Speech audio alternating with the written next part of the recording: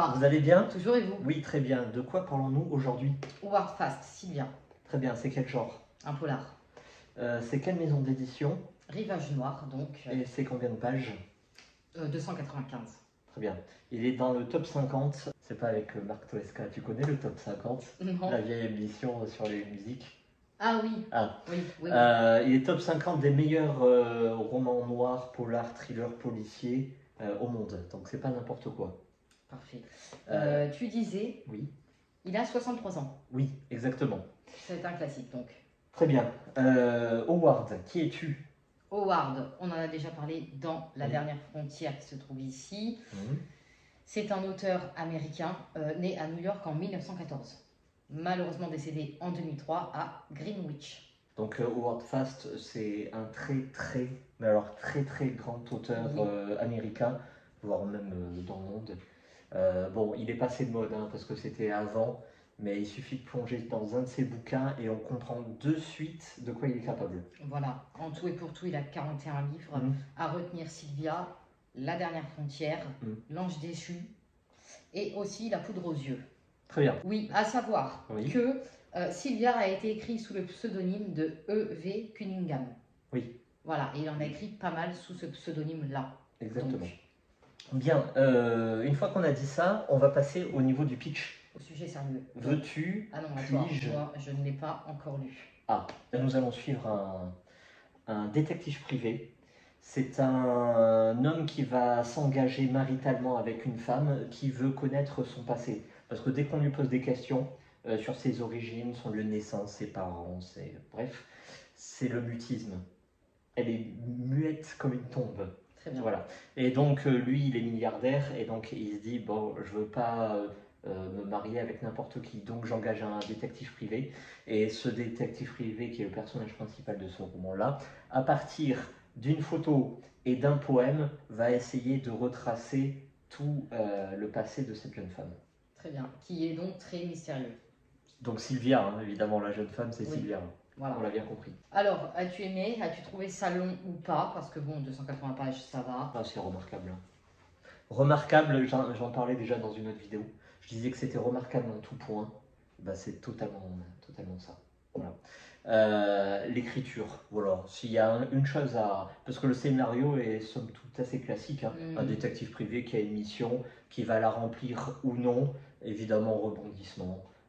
C'est du classique, mais intégral. Non, c'est l'écriture. Incroyable. L'écriture est incroyable. Alors, est-ce que je le conseillerais? Curieusement, non. Oh. Parce que c'est plus du tout l'actualité. Non, plus du tout. Voilà. Il faut, si on a la capacité de mettre ça en exergue, évidemment, faut y aller parce que c'est du polar, mais on est proche du roman noir, hein, parce que les personnages, ils ont subi. Surtout Sylvia, on va un peu spoiler. Oh, spoil. Bon, ça s'entend. la Sylvia que l'on connaît au tout début, ce n'est absolument pas la Sylvia. Bon, ça, tout le monde sait. Tout le monde s'y attend à ça. Tout le monde s'y attend, voilà. Est-ce qu'il y a de la bonne psychologie derrière? Ouais, bon, elle a connu l'innommable. Voilà, on va pas trop en dire. Voilà. Des fois, c'est d'une tristesse absolue. Voilà.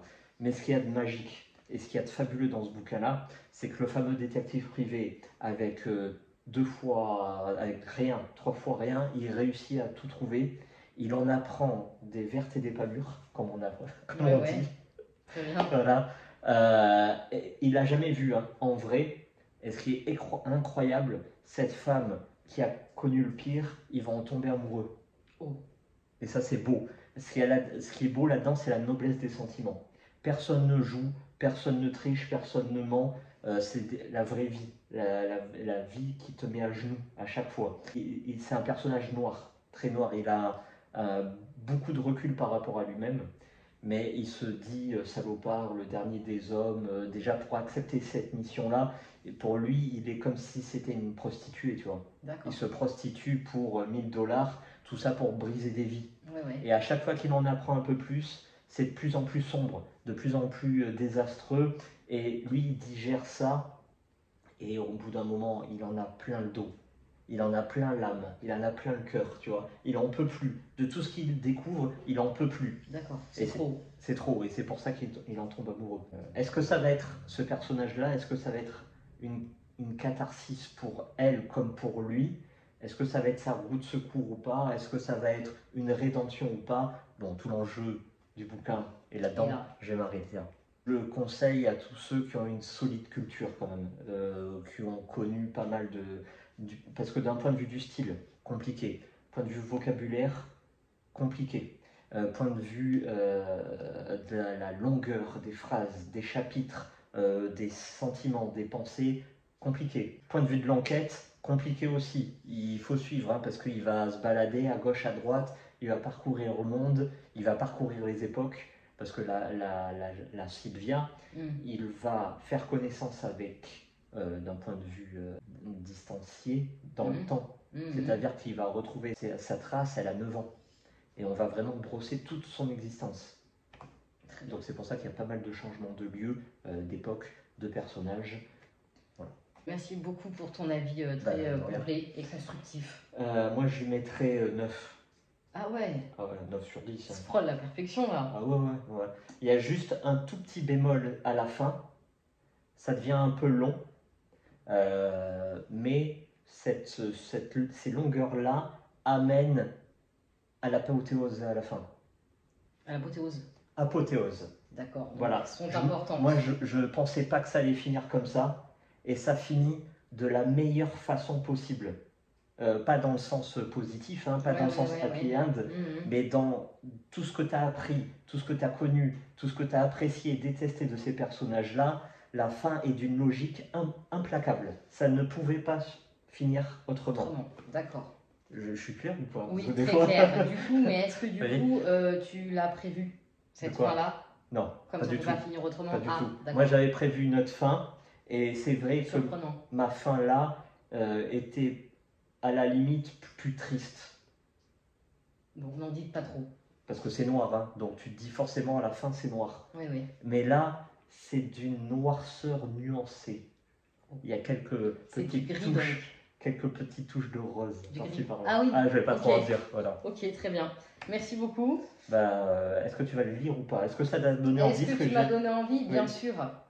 L'enquête, le mystère, tout ça, j'aime beaucoup. Par contre, le fait que ça a l'air compliqué. Après, faut pas être Einstein pour le lire. Hein. Bon, il n'y a pas non plus. Mais par exemple, tu prends du Tillier, du Chatham, du Musso, et tu lis ça, il y a 15 classes d'écart, quoi. Ça, c'est de la mais si à chaque page, je bug sur 3 mots. Non. Il y a par là, il y a quelques termes. Je pense le lire, pas tout de suite, parce que j'ai quand même 2-3 livres à lire avant. C'est de la grande littérature noire américaine des années 50. Parce qu'il y a ça aussi. Ça, c'est franchement intéressant. Comme on peut voir là-dedans, il va côtoyer les lieux emblématiques des États-Unis. Donc les banlieues de New York, Hollywood, Las Vegas. Et donc c'est des lieux qui, à cette époque-là, brillent. Music hall, facettes, etc., striptease et tout ça. Mais on va côtoyer le clinquant et le dégueulasse. Parce que évidemment, derrière tout ce qui brille, il y a vraiment un cloaque dégueulasse. Tu vois, évidemment, on est dans du roman noir. Donc ça donne envie. Le fait de la romance. Bien sûr.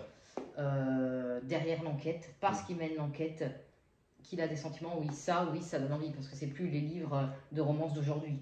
Il n'y a pas une vulgarité, il n'y a pas une violence, il n'y a pas une goutte de sang, il n'y a pas un mort. Ça, en 2023, va trouver des livres comme ça. Ah non, c'est fini. Ça n'existe pas. C'est fini. Voilà. Bon. Et pourtant, moi je l'ai lu, je ne l'ai pas lâché. Hein. Du début jusqu'à la fin, je ne l'ai pas lâché. Très bien. J'ai été long? Non, c'était parfait. Ah, merci. Tu es dans quoi? Le chien des étoiles. Ah oui, et j'avance alors doucement, mais j'avance très bien. Pour l'instant? Ah ouais, je crois que Dimitri est un coup de cœur. Ah ouais, carrément. Ah oui, carrément. Très bien. Nous sommes sur une nouvelle série. Oui. Ça a l'air pas mal du tout. De Usher. Oui, la malédiction ou la chute de la maison Usher. Voilà. C'est déjà top 3 sur Netflix. Ça reprend. Outing of Hill House. Et c'est aussi par le producteur de Sermon de minuit. Très bien. Si je ne me trompe pas, et toutes ces séries-là valent le coup. À fond. Voilà. Pour Halloween, ça vaut le coup de. Et Netflix, aller. ils ont fait un très bon calendrier, hein. Un jour, un film d'horreur, c'est pas mal. Hein. Pas mal. Oui. Voilà. Bon, Merci. merci à vous. Et puis à très vite. À bientôt.